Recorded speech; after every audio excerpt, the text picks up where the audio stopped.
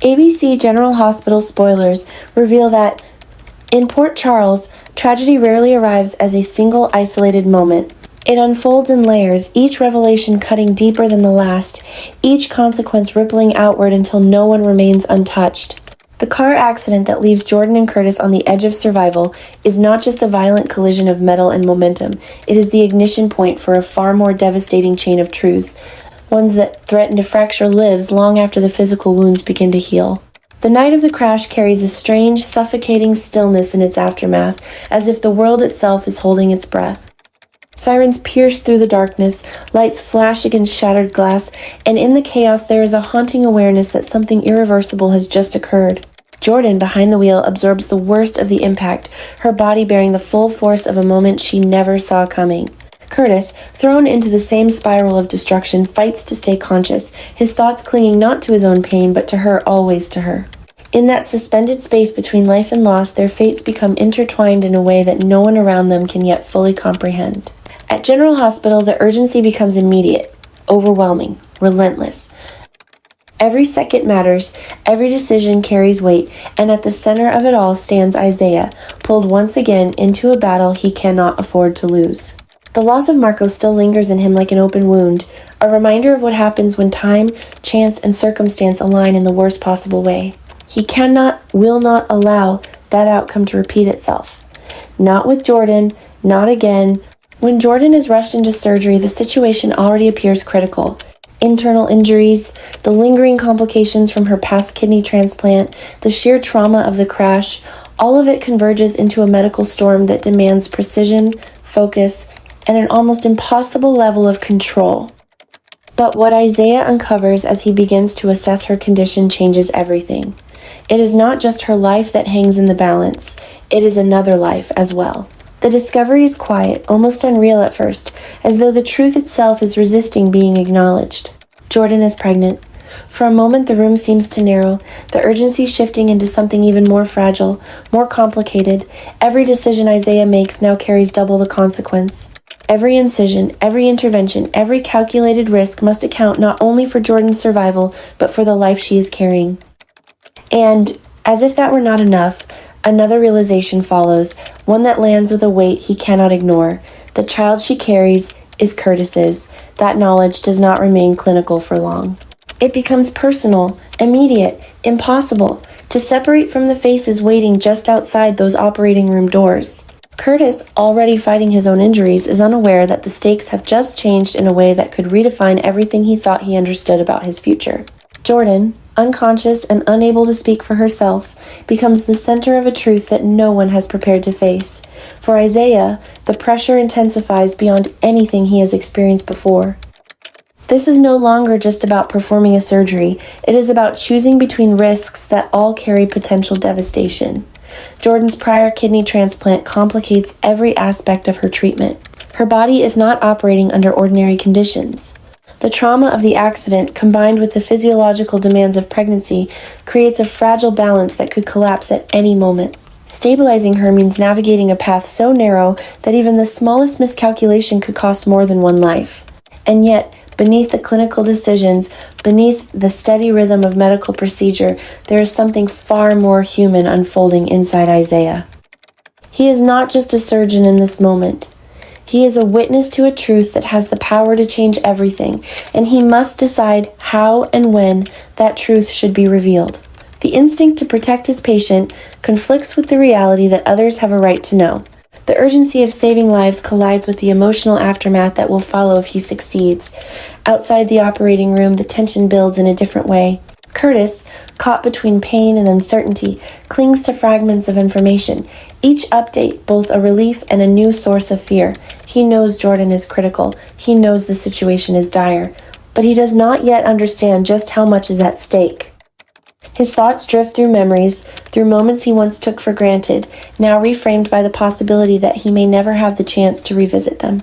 There is a quiet desperation in him, one that does not manifest in panic, but in the steady, unrelenting need for her to survive.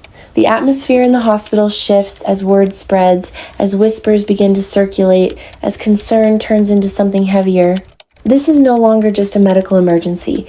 It is a moment that touches everyone connected to them, pulling them into a shared space of fear and uncertainty. And at the center of it all, behind closed doors, Isaiah continues to fight against time, against complication, against the overwhelming weight of what he knows. Each passing moment stretches longer than it should, each decision carrying the echo of consequences that extend far beyond the present. The surgery becomes a test, not just of skill, but of endurance, physical, emotional, and moral.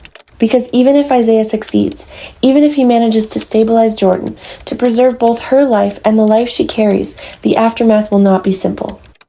The truth he has uncovered will demand to be spoken, and when it is, it will reshape relationships, redefine loyalties, and force choices that no one is ready to make. That is the true explosion at the heart of this moment. Not the crash itself, but the convergence of hidden realities brought suddenly into the light. A pregnancy no one expected, a father who does not yet know, a woman fighting for her life with more at stake than anyone realizes, and a doctor standing at the center of it all, holding not just the outcome of a surgery, but the weight of a truth that could change everything. In Port Charles, survival is never just about living through the moment. It is about what comes after, about how the truths revealed in crisis continue to shape the future long after the immediate danger has passed. And as Isaiah works against impossible odds, as Curtis waits in agonizing uncertainty, and as Jordan lies suspended between life and loss, the question is no longer whether this night will leave scars. It is how deep those scars will run, and whether any of them will ever truly heal. In Port Charles, the truth rarely arrives cleanly. It comes layered with doubt, tangled in power, and sharpened by grief, and nowhere is that more evident now than in the aftermath of the crash that has already begun to fracture everything it touches. What first appeared to be a devastating accident is steadily revealing itself as something far more deliberate, more calculated, and far more dangerous. As the dust settles, the city does not find relief. It finds questions, and those questions are leading straight into a storm that no one is prepared to face.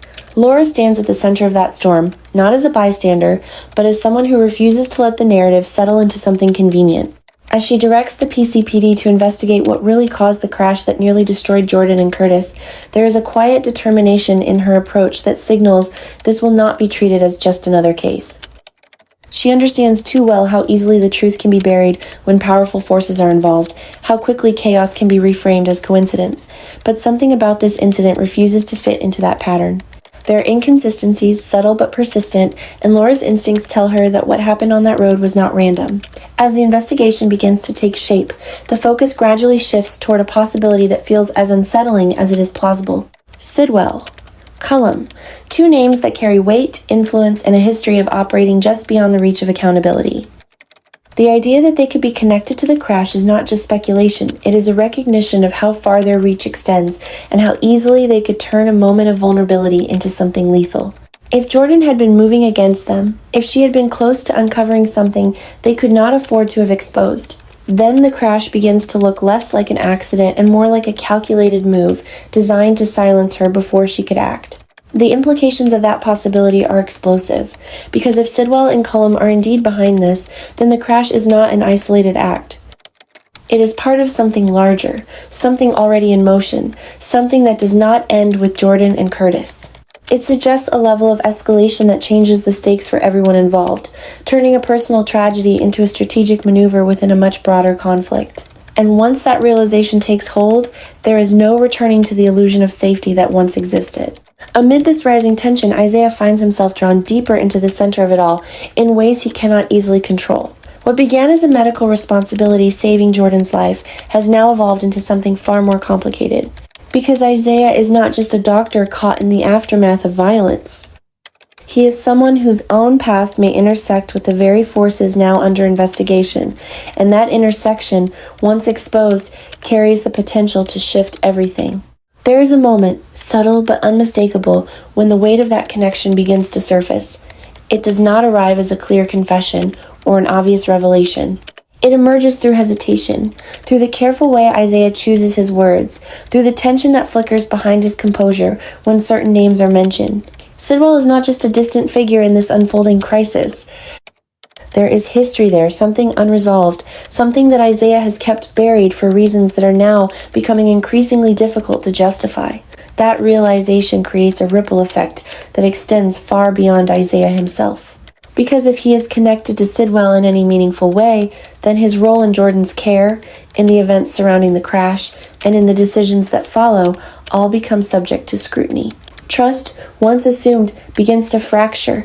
Motives are questioned, loyalties become uncertain, and in a situation already defined by instability, that uncertainty becomes another source of tension that threatens to push everything further out of control. But before those questions can fully take hold, before the investigation can reach its next stage, a far more devastating truth emerges, one that overshadows everything else. Jordan does not survive. The confirmation of her death does not arrive as a dramatic announcement. It comes quietly, almost too quietly, as though the world itself struggles to absorb the finality of it. For a moment, everything seems to pause. Conversations stop, movements slow, and then the weight of it settles in, heavy and unrelenting. This is not a loss that can be contained. It spreads instantly, touching everyone connected to her, reshaping the emotional landscape of Port Charles in a single, irreversible moment. For Curtis, the impact is immediate and overwhelming. There is no preparation for this kind of loss, no way to soften the blow when it finally lands. The woman who had been a constant in his life, a presence he had come to rely on even in their most complicated moments, is suddenly gone, and with that loss comes something deeper than grief. It is a rupture, a tearing apart of the future he believed still existed. Every unresolved word, every unfinished moment, every possibility that now will never be realized presses down on him all at once. What makes that grief even more unbearable is the growing suspicion that her death was not inevitable, that it may have been engineered, manipulated, forced into existence by those who saw her as a threat rather than a person. The idea that Jordan did not simply die but was taken transforms Curtis's pain into something sharper, more focused. Grief begins to merge with anger. Loss begins to take on the shape of something that demands accountability.